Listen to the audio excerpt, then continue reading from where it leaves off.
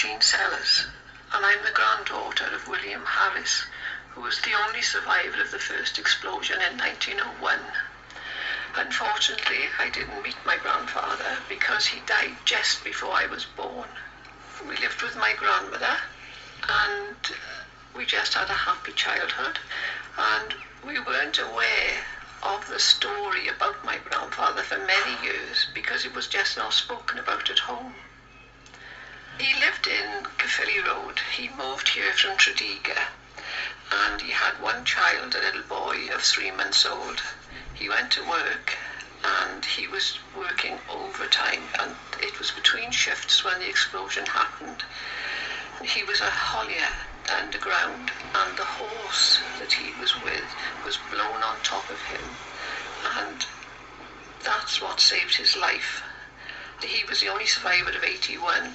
81 is a lot of men, but it was only 81 because it was between shifts.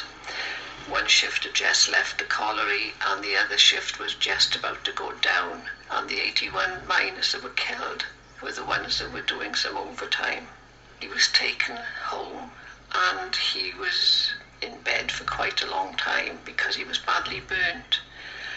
He didn't go back to Senghenydd to work. When he did go back to work eventually, he worked in the Windsor colliery, but on top of the pit, not underground. So whether it affected him that much that he couldn't go back down underground after going through what he went through. They brought their family up, and their eldest son went to Swindon. He was an engine driver. The other son, he went into the RAF, and when he came out, he worked on top of the colliery in Penalta.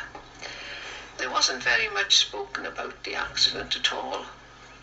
It was just perhaps when my grandmother's friends would come and something would come up about it.